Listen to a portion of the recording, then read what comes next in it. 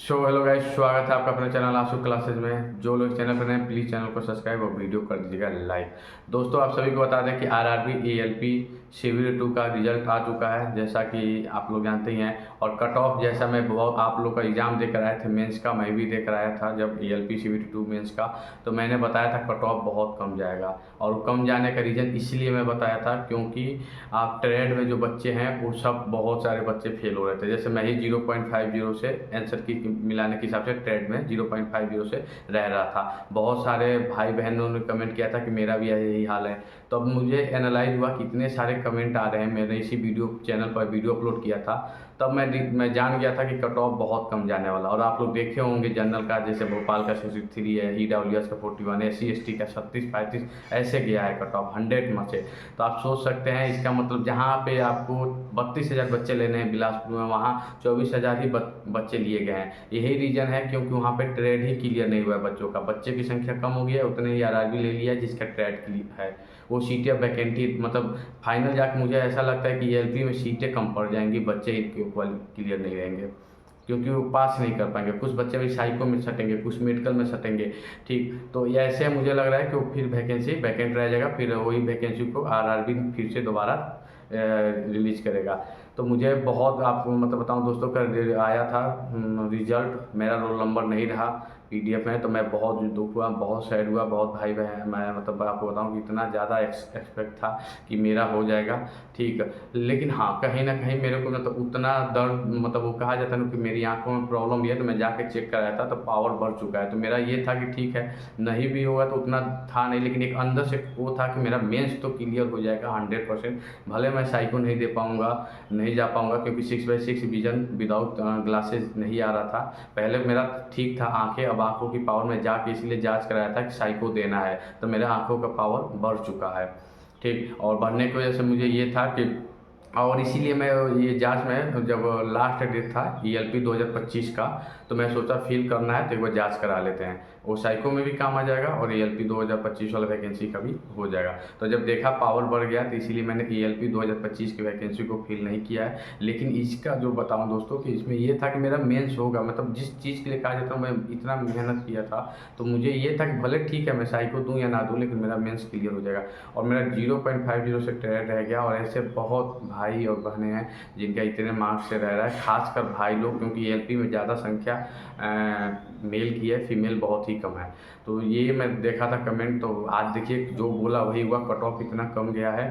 ठीक, और उसके बाद से आपका बहुत भाई बहनों का ट्रेड नहीं हुआ है। ऑलरेडी जो 2018 में फाइनल आउट हुए थे, ठीक, मेरिट आउट हो गए थे या साइको आउट हुए थे, उन लोगों का भी इस बार ट्रेड क्लियर नहीं हुआ है। तो ये बहुत ही मतलब दुख हुआ, बहुत ज़्यादा मुझे बहुत ही दुख हुआ। आप सभी को बता दें कि ईएलपी की वजह से मैं 2 महीने ईएलपी को दिया, और इसलिए मुझे एक्सपेक्ट था कि मेरा फाइनल रिजल्ट आएगा मेंस में, लेकिन नहीं हुआ, तो इसलिए बहुत दुख हुआ। और 2 महीने मैंने जूनियर असिस्टेंट को दिया। आप मतलब कहा जाता है दोस्तों कि मैं सोचा कि मतलब ईएलपी छोड़ दूं और पूरा फुल फोकस जूनियर असिस्टेंट पे कर देता, तो शायद मेरा जूनियर असिस्टेंट पे और अच्छा मार्क्स होता, और मैं जैसे कहा जाता है ना कट ऑफ का में नहीं रहता, मैं कट ऑफ से बहुत ऊपर रहता। लेकिन मैंने कुछ टाइम ईएलपी को दिया, कुछ टाइम जूनियर असिस्टेंट को दिया, ये सब आपको मालूम होगा अगर आप मेरे सब्सक्राइबर हैं, मेरे परिवार का हिस्सा हैं। मैं सब चीज़ें आप लोगों से शेयर करता हूँ।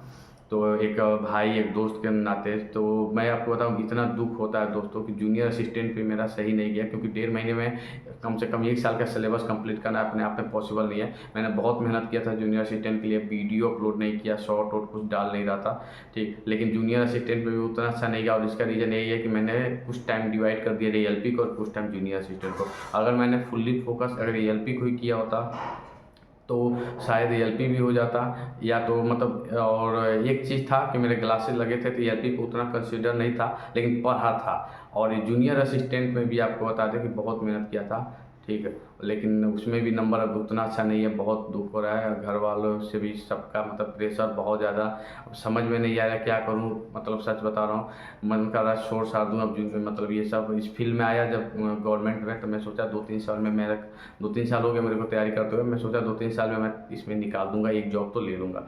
ठीक, पहले हाई मतलब कहा जाता कि बहुत ऊपर लेवल का ही जॉब सोचता था, जैसे पीसीएस लेवल का, उसका एक फिर मतलब आर ओ भरा, पीसीएस भरा, ये सब का। लेकिन धीरे धीरे मैं नीचे डाउन होते गया कि मुझे एक जॉब चाहिए, और आज की डेट में मैं वो भी नहीं निकाला हूँ। जब लेवल 3-4 की जॉब नहीं निकाल पा रहा हूँ, लेवल 2 की, तो मुझे अपने आप में कहा जाता है कि एकदम शर्मिंदगा महसूस हो रहा है और बहुत दुख हो रहा है कि मैं अब ये भी नहीं निकाल पा रहा हूँ। तो सच में मैं बहुत टूट चुका हूँ दोस्तों, और क्या बताऊँ, एकदम कल रात भर बहुत रोना, ये सब मतलब कहा जाता है बहुत अपसेट था। समझ नहीं आ रहा क्या करूँ, मन कर रहा है छोड़ छाड़ दूँ, पढ़ाई नहीं हो पाएगा शायद, मेरे मन का नहीं है। फिर भी दोस्त जो हैं और भी भैया, वो लोग कह रहे हैं कि एक बार लास्ट देख लो, एक बार लास्ट कर लो। आप लोग बताइएगा कि क्या करना चाहिए, क्योंकि मुझे सच में कोई बताने वाला नहीं है, समझ में नहीं आ रहा है। ठीक है, जितना एक्सपीरियंस है मेरा प्राइवेट सेक्टर इन सब चीज़ों का, उतना मैं सब आप लोगों से शेयर ही करता हूँ, लेकिन इसमें नहीं है। ठीक है, गवर्नमेंट सेक्टर में इतना ज़्यादा नहीं है, मतलब इधर उधर से पूछ के करता हूँ। आप लोग बताइए क्या करना चाहिए, कोचिंग लेना चाहिए, सेल्फ स्टडी करना चाहिए। कभी कभी लगता है कि कोचिंग ले लिया होता तो शायद जल्दी निकल गया होता, सेल्फ स्टडी किया हूँ तो प्लीज़ आप लोग जितना हो सके उतना सपोर्ट करना यार मुझे। और प्लीज़ चैनल पर नए हो तो प्लीज़ चैनल को सब्सक्राइब, वीडियो को लाइक कर दीजिएगा, और जितना हो सके उतना शेयर करिए, प्लीज़ सजेस्ट भी करिए एज ए भाई, एज ए दोस्त, जो भी आप मानते हैं कि क्या मुझे करना चाहिए। मुझे समझ में नहीं आ रहा है, क्योंकि मैंने 2 एग्ज़ाम अच्छे से दिया है, एएलपी और जूनियर असिस्टेंट, और एएलपी का फाइनल नहीं हुआ, और जूनियर असिस्टेंट का अभी पता नहीं क्या होगा, जब रिजल्ट आएगा तब। ठीक, उसमें मैं बीच में हूँ, कोई बता रहा है 40-45 का चाप जाएगा, कोई बता रहा है 55 जाएगा।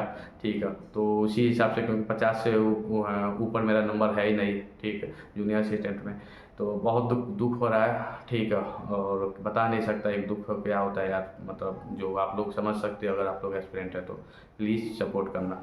मिलते हैं नेक्स्ट वीडियो में, तब तक ले जाए।